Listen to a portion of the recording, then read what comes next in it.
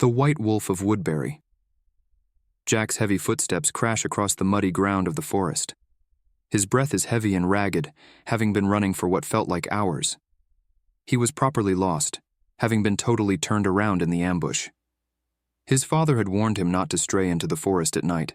However, after Dad had stumbled home from the bar looking for a fight, anything felt better than taking another beating. Jack clutches at his abdomen where his white t-shirt hangs in tattered ribbons. The shirt was badly stained with blood which was trickling out of the deep gashes cut into his side. He swears under his breath. That thing had really messed him up. A large thicket of brambles fades through the cloak of darkness and into view. Jack digs in his heels, but it's too little too late. He crashes into the bush and is dragged to the ground in its stinging clutches. The jolt of the impact forces a great gust of air from his tired lungs with a whoosh. For a moment he just lays there, awkwardly strung up in its snaking vines like a living marionette. However, fear drives him forward, tentatively untying his limbs from the thorns. After much effort, he bursts forth from the bush and into a small clearing where 4 knotted oaks hold back the unruly forest. Great swaths of moss spill from the branches, creating a furled curtain of crocodile green.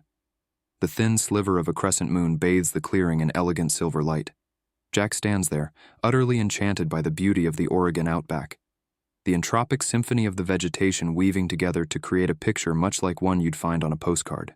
The profound moment helps his mind to shift from purely instinctual into one of reason. The adrenaline of his initial encounter with the beast in the woods had begun to wear off, and now the pain was coming in rolling waves up his torso. He stifles a cry of agony, dropping to his knees and gritting his teeth. He kneels there, mud soaking into his jeans and gasping for air. He had pushed himself too hard. His lungs were burning, and every choking breath was getting more and more strained as his asthma flared. He removes his inhaler from his back pocket and gives it a quick shake. The sky-blue can of medication turns freezing cold in his shaking fist before he brings it to his lips. He compresses the device and inhales, easing the aching of his lungs if only for a moment. He perks his ears, scanning the forest for the sounds of its massive, squelching paws beating against the ground. But he hears nothing. The forest is utterly and completely silent, other than the gentle melody of crickets and hooting owls. Jack gives a sigh of relief, which turns into a laugh, and ends with a soft yelp of pain as his ribs flex against his wound. Nobody was going to believe him, even Shane, his best friend since the 1st grade. He would just assume he took a bunch of shrooms and wandered off into the woods, only to be scared by some forest animal turned nightmarish by the psychedelic haze. But he was stone-cold sober. Maybe after a year of drowning his worries in booze and weed, he had finally lost it. The monster of the woods surely couldn't be real. It was far more likely he got a little too close to a mama bear and her cubs than whatever he thought he saw. It was awfully big, even for a bear. The nagging thought unsettles him, but he shakes it from his mind. Darkness had a funny way of twisting even the most benign things into sinister beasts. Much like a child mistaking the sleeve of a sweater in the closet for a clawed hand reaching out from the depths. That's all it was, a bear. Those final words echo in the caverns of his skull, bringing with them a wave of shaky reassurance. Jack sighs and crawls his way to a nearby fallen log, his hands and feet sopping and sucking across the gluey mud floor of the clearing. The log is encrusted with flat-topped golden mushrooms and fluffy emerald cattail moss, which only add to the forest's enchantment. He plants his back against the damp log and fishes around his jeans for his cigarettes. He pulls out the crumpled, scarlet package and pulls out his Lucky. Smoking your Lucky cig before you finish the pack was bad luck, but after surviving an encounter like that, he had earned it. He places the cigarette between his lips and sparks it up, taking a long drag before exhaling it into the soupy air of the forest. The acrid smoke tugs at his aching lungs, but he smokes on. He needed something to settle his nerves so he could gather his bearings and find his way back home. Even with his father's abuse, the thought of a warm bed and 4 walls around him sounded heavenly when compared to his current situation. Hey, quick reminder, don't forget to subscribe and like for more videos. He pines for the zip-top bag containing the last of his summer stash of weed, which he keeps in the bottom of his sock drawer. That would calm him down properly, but the cigarette would do for now. Jack takes another long drag, the glowing cherry flaring like a brilliant flash of sunset. He watches the smoke dance about in the moonlight as it drifts up towards the sky. The night was hot, and the dead sprint had almost entirely soaked his shirt with perspiration. The heavy, humid air was doing little to cool him off and only served as further resistance to filling his aching lungs with fresh air. Summer was coming to a close, this being his last week before his sophomore year of high school. The nights in Woodberry would remain a sweltering 70-something well into September, and it was merely the end of July. The last thing he wanted to do his final week of summer vacation was to trample around the mud and brush. However, at the start of his journey, it had seemed better than whatever his dad had in store from him back at home. If he was lucky, by the time he got back to his sagging 2-story home, Dad would be passed out in front of the sofa, like he was every night around midnight. He would undoubtedly still be clutching an open can of beer and drooling all over his scratchy 5 o'clock shadow. Jack chuckles to himself, ashing the cigarette onto the ground beside him. His dad could be terrifying at times, but catching him like that was always a treat. It really put a damper on his dad's intimidating facade. Jack's train of thought is broken by a strange flutter of movement off to his left. The shadows of the trees had begun to dance wildly to a fro, as if the moon were shifting behind clouds at an unnatural pace. As his vision focuses, it becomes apparent that this was not the case. The shadows stretched far too long to be cast by the moon as it sat nearly directly overhead. He follows the shadows back into the wood with curious eyes before he spots it. There's a cold, flickering light flashing from within the forest around 300 feet to his left. He clambers to his feet, eyes narrowed and trying his hardest to make out just what it could be. The cigarette hangs limply, having glued itself to his lower lip. Smoke trickles up, stinging his eyes with its acrid particulates. He begins to tentatively edge his way out of the clearing and towards the light. The earth below him turns from disgusting mud and into a soft carpet of damp moss and years of leaves discarded from the branches above as he makes his way towards the disturbance. The darkness beyond the clearing swallows him whole as the forest pulls him deeper into its embrace. An uneasy hope begins to build within Jack. Light such as this was rarely a natural sight.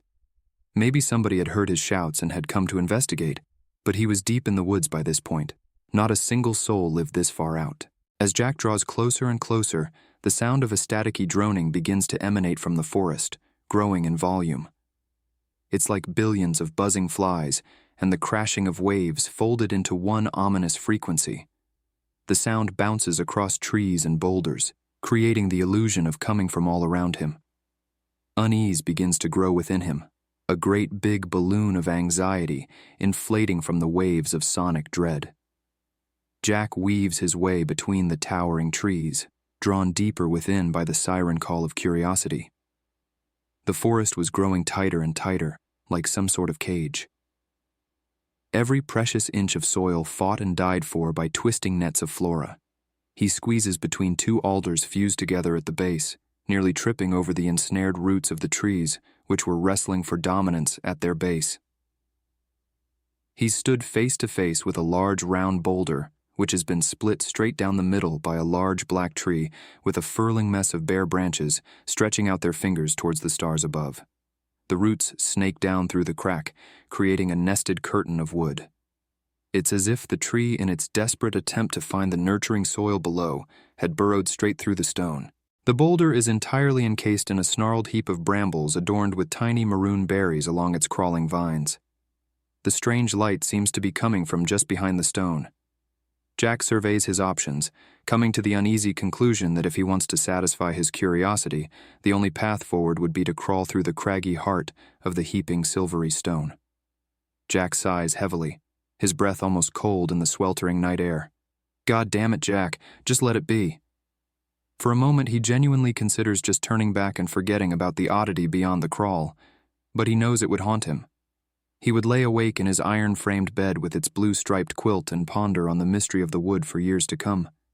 He gathers his strength and begins to march through the great maw of the boulder, pushing aside the drooping roots as he goes. They catch and snake around his body, screaming at him to turn back while he still can. But he presses forward, duck walking along the pebble-strewn floor. Finally, after much deliberation, he tumbles free of the tiny ravine, where he's met by a scene which causes the cigarette to fall from his trembling lips. In front of him sits the living room of his home. One glossy, wood-paneled wall juts from the ground, adorned with photos of family vacations and awkward school photographs. A set of stairs ascends behind it, leading nowhere. A rouge paisley rug is splayed out across the earth, crumpling over roots and debris like the choppy waves of the Pacific Ocean. His father lays reclined in his worn leather lazy boy, work boots still strapped tightly to his broad feet. Light from the staticky CRTV, which Jack realizes must be the source of the strange light, causes his father's face to appear to warp in the twisting shadows strewn about from his angular nose and protruding jaw. Jack approaches slowly, totally unable to comprehend just how his living room could be all the way out here. It was as if some divine hand plunged from the sky and scooped up a piece of his home before aimlessly depositing it miles into the backwoods of Oregon. He rubs his eyes and blinks frantically. Surely this was some weird trick of the light, his imagination filling the space in the milky shadows. But it was no trick. Jack tentatively inches closer and closer to the scene, fully convinced it would evaporate before his eyes like a mirage. But with every encroaching footfall, it just seems to only get more real. He can even make out the faint scratches on the arm of the chair, left over from the long-deceased family cat. Every detail was perfectly replicated, including the discarded newspaper on the floor beside the chair. Oil prices soar to record highs is strewn across the top of the wrinkled gray paper in a bold font. He recognized the title from this morning's paper, which his father dramatically unfolded over his daily scrambled eggs and ketchup. Jack crosses the threshold of the living room and onto the soft and squishy rug. Mud from his sneakers soaks into its fibers, creating an audible squelch. Jack cringes. His dad was not a light sleeper by any stretch of the term, but these were unusual circumstances. His father's eyes snap open, staring straight at him. Jack freezes in place, his heart kicking into fifth gear. It bangs against his ribcage, begging to be free from its bony prison. "I bet you think you're so smart." His dad's voice is gravely and slurred. "Thought you'd wait for me to fall asleep, sneak past me? Oh, hoo-hoo, I've been waiting for you." He grins, letting out a ragged chuckle. His father's teeth are blackened and caked in sludge. Drool seeps from the sides of his mouth, trailing in glossy black threads down his chin and onto his chest. No, I... Jack's voice is shaky and the words catch in his throat. He takes a slow step back, eyes locked on his father. "What are you, chicken shit? Scared of a feeble old thing like me?" Jack watches in horror as his father's face shrinks into one of a withering old man. His eye bags droop and darken, almost going purple. Skin melts down his face and into his neck as the faint lines on his face deepen into curtains of wrinkled, sickly flesh. His father's chest shudders and shakes with every heaving breath, as if he had to drag each gasp of air unwillingly into his diseased lungs. He lets out a spluttering cough, pointing a bony finger at Jack. "Just biding your time, hoping you'll find me choked on my own vomit one of these nights? Fucking coward." The contempt in his speech nearly drives Jack to his knees, fat teardrops pooling in the corners of his eyes. He was right. Every time he tiptoed in past curfew, he crossed his fingers that Dad would just be gone. He could go live with his aunt and uncle up in Washington. He wouldn't miss even a single night's sleep over it. Hell, he'd probably sleep a whole lot better if he was free of the man's fists and insults. "No, that's not true." Jack's tiny squeak of a protest does little to sell the fake sincerity of the words. "Liar," bellows his father, the veins on his forehead bulging from the effort. "You may be a pathetic sack of shit, but I know I didn't raise no goddamned liar." He spits in Jack's direction. It splats onto the crumpled rug. Anger ignites within Jack's heart. He'd had enough of this shit. It was time to put his dad in his place. "This is why Mom left your sorry ass to rot. You never respected me, and you sure as hell never respected her. You're just a bitter old shit with nothing better to do than beat his wife and kid." Jack forces the words through his bared teeth, jabbing a judgmental finger in his father's direction. The man's eyes widen in shock before twisting his expression into a menacing grin which stretches from ear to ear. "Ha!"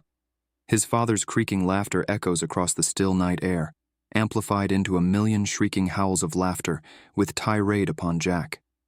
His face begins to retreat into its normal condition.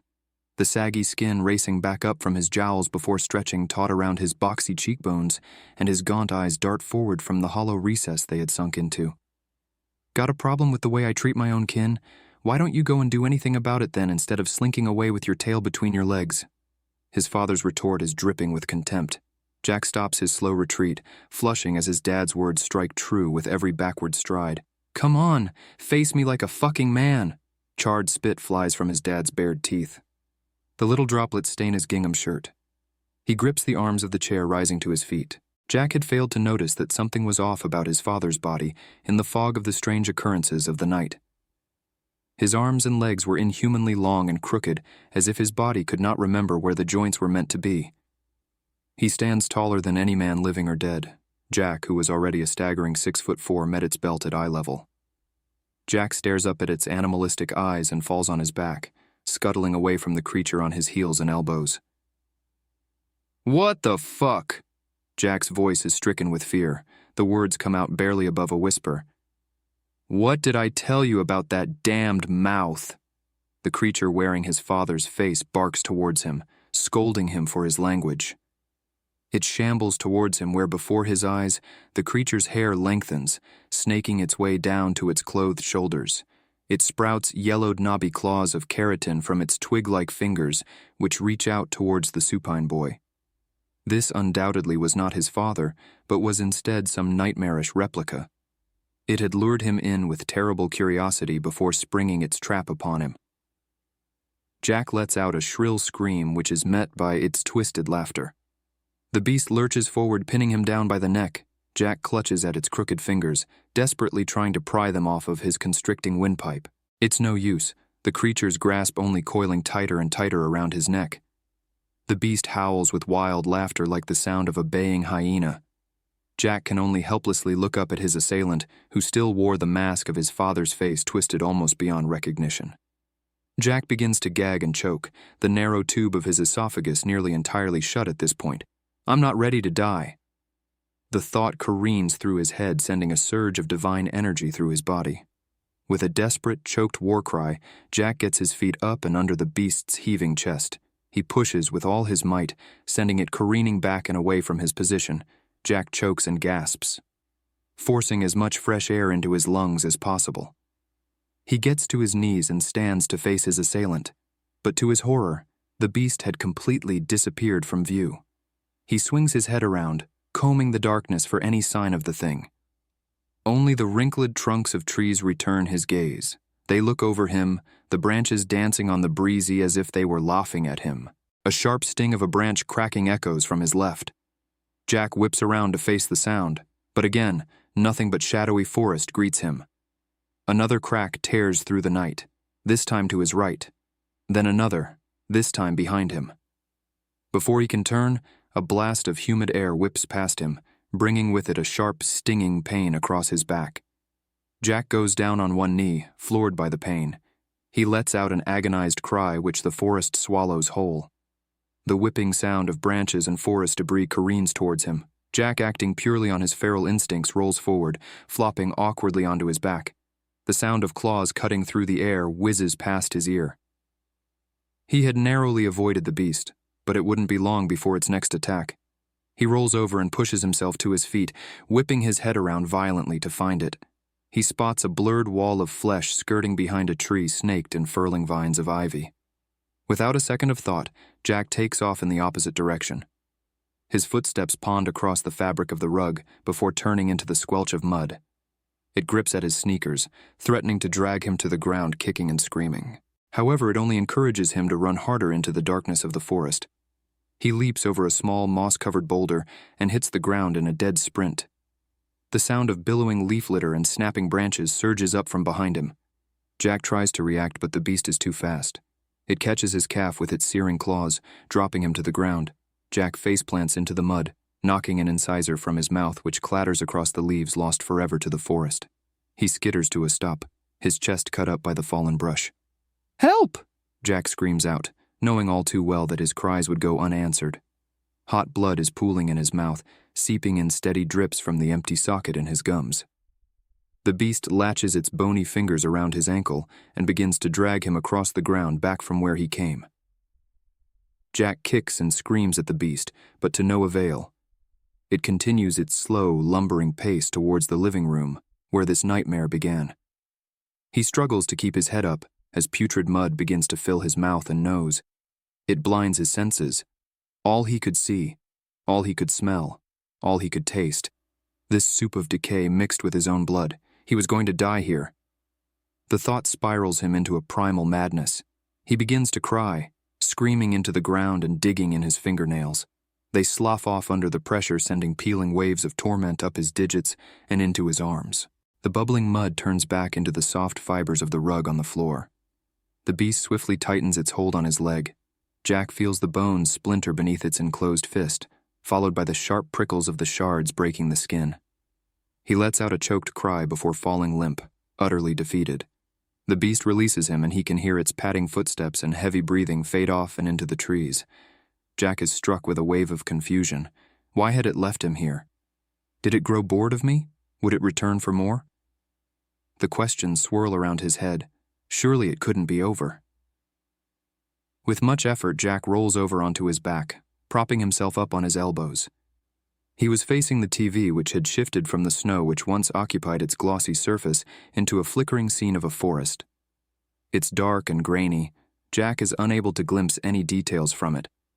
Even the trees, normally vibrantly textured with moss and bark, looked fake and plastic in this resolution. Suddenly, a bone-covered, mangled snout peeks out from inside a patch of brambles in the center of the screen. It was wolf-like, sporting pointed fangs which looked uncannily human. The massive frame of the creature presses out from the bush, stalking towards the camera. There was little in the way of sensing the real scale, but Jack could tell this thing was massive nonetheless. Anxiety creeps across Jack's skin like little static prickles of energy, causing his hair to stand on end. It was like this thing could see him. It seemed to gaze straight into his eyes through the stained bandage wrapped across its face and the thick paned glass of the television. It draws closer and closer, and before long, its face is nearly pressed up against the screen. Jack scoots away from it, doing everything he can to get away from the screen. It felt silly, but every fiber of his being was screaming at him that whatever this thing was, it was dangerous. The beast presses its claws and snout against the frame, as if attempting to break free from its electronic confines. To Jack's horror, the screen begins to morph and stretch against the beast's pressure. It reaches a clawed and glass-covered hand towards Jack, snatching him around the leg. Jack screams out in pain as the ruined bones crunch beneath its grasp, drawing him closer to the television. The rug begins to burn his palms as he clutches at it, attempting to slow himself. The beast unhinges its jaw, opening it impossibly wide before stuffing Jack's right leg inside it. Its maw snaps down, severing his leg below the knee. Jack lets out a scream as blackness creeps across his vision. He was losing consciousness, and fast. The beast lets out a long groan of pleasure, as if his leg was the most delicious thing it had ever tasted, its forked black tongue lolling across its horrible chewed-up lips. With a tremendous effort, Jack flops onto his stomach, now free from its grasp. He's desperately crawling away from the television, away from this terrible beast with every scrap of energy left within him. Elbow, elbow, foot stump. Elbow, elbow, foot stump. He repeats this mantra in his head again and again. It echoes and bounces around his skull. The horrific realization of his missing leg and the terrible, unfortunate circumstance he's found himself in, failing to plant its evil roots in his consciousness. He had become an animal, acting only on his most primal impulses. Nothing mattered, nothing except survival at any cost. Jack inches across the carpeted ground at an agonizing pace, making his way towards the tree line. The tree's knobby branches seem to stretch out towards him, beckoning him into their clutches. He can almost hear their cries of salvation boom into the night. "We'll save you. Hide amongst our roots." But the beast was simply toying with him. He never had a chance to escape, not in his current state. Somewhere deep down, Jack knew this, an awful, malevolent thought which called for him to roll over and give up. After all, if this thing really was using him as its plaything, putting up a fight would only feed into its twisted entertainment and thus pack his final moments full of unimaginable suffering. But something about the very thought of giving in to this awful violence seemed wrong to him. He had to try. After all, he was but 15. There was so much of life he had yet to experience, from big to small. So many places yet to be explored, new people to meet, and milestones to cross. Hell, he was even still a virgin. A life he would never live begins to flash its dreamy visions across the expanse of his mind. Earning his learner's permit and driving for the very first time, finally taking that fishing trip he and Shane had talked about during sleepovers in their matching Star Wars footy pajamas as children. And most succulent of all, finally leaving this shithole of a town and settling down somewhere a little greener and less judgmental. Jack's pleasant thoughts are shattered like glass by the sound of hoarse-barking laughter emanating from the beast looming behind him. How sad. You believe that's your destiny. It was never meant to pass. Clomping footsteps beat at the earth, practically throwing Jack into the air. The beast must have left the confines of the television. Damn it. The beast chortles with laughter. To romp in a pasture without a care. To breathe easy next to your Prince Charming. The beast runs a claw along his back, methodically slicing through the skin like melted butter. Jack wails out in pain against the sound of his back being unzipped. The white-hot knife of pain threatens to send him into madness. His back floods with warmth as the blood begins to flow and drip down his sides like melted wax, dripping from the withered stump of a dying candle. You were born to suffer. This world will take and take until you are nothing but a shadow. I will grant you freedom from this wicked cycle. Rage flares through Jack. It sends its tendrils through his body, stealing his resolve. Jack continues his slow crawl, tears streaming down his face. The pain by this point was incomprehensible. Every jerking movement pushed the circle of darkness that was crowding his vision tighter and tighter. Liar! Jack bellows, reaching out towards the roots ensnared within the edge of the rug, but they are just out of reach. His clutching fingers only clasp around empty air. You will come to see what I know to be true. The beast shoves its talons into the seam of flesh on Jack's back, enclosing its gnarled hands around his spine. Jack vomits as if his body were trying to purge the beast from within him. The beast tugs and lifts Jack up by the skeleton. Jack screams, reaching his hands behind his back in a desperate attempt to fend off the beast, but his hands only grasp around empty air. He could do nothing to halt his encroaching death. He was within the beast's grasp, and his destiny was its will. Jack goes limp with defeat, slouching coldly like a puppet tethered by bone to the beast's merciless claws. Its terrible power had nestled within his ribcage, its razored talons seizing his heart within their clutches. It beat like the fluttering of a bird, knocked from the sky by a hurled stone, desperately jittering about as the hunter's shadow looms over it. It was utterly hopeless. Even if it let him be, the scars would wither his growth, a fate seemingly worse than death. The beast devouring him on the spot would be more merciful than cruel. He had fought hard for every gasp of vigor under its watchful eyes, far better than he could have ever hoped to. But the time to fight had ended. It was now time to die. The beast turns Jack to face it, allowing him to gaze upon its true form. Its flesh was malformed and rotten away in patches, revealing its yellowed bone beneath its gangrenous meat. The beast seemed to be some hellish incarnation of a wolf, with fur white as freshly fallen snow. A black mane of fur twisted into matted braids by mange cascaded from its neck and along the spine, melting from its body like blood weeping from an arterial laceration. Its pointed ears sheltered a pair of jagged black antlers, trees reaching their way to the stars as if they had sprouted from the beast's skull eons ago. Even in the encompassing shadows of the night, Jack was unable to grasp the brevity of its form. This creature was something ancient and terrible. It had stalked mankind from the shadows across dynasties, hungrily awaiting their downfalls as it picked off the weakest from the herd. The beast's mangled lips were twisted in a ghastly smile, morphing its entire face into an otherworldly expression of jagged teeth and agony made manifest. As Jack stares in shock, the beast opens its great maw, giving Jack a clear view down its gullet and into its innards, which churned in a mass of pulsating crimson. Its jaw opened wider and wider, unhinging like a snake until all Jack could see was teeth and organs. A forked black tongue lolled out to one side, drool cascading in dark streams from its salivating glands. Jack begins to writhe and squirm against its grasp as something primal overtakes him. The hopelessness which had overwhelmed him only moments before, drowned out by a sea of millions of voices all chanting in unison within his mind. It's the call of ancestors and brethren humanity calling out for him to get away from this wretched thing at any cost. Jack writhes like a snake, contorting and thrashing his limbs with all his remaining strength to jettison himself from its grasp.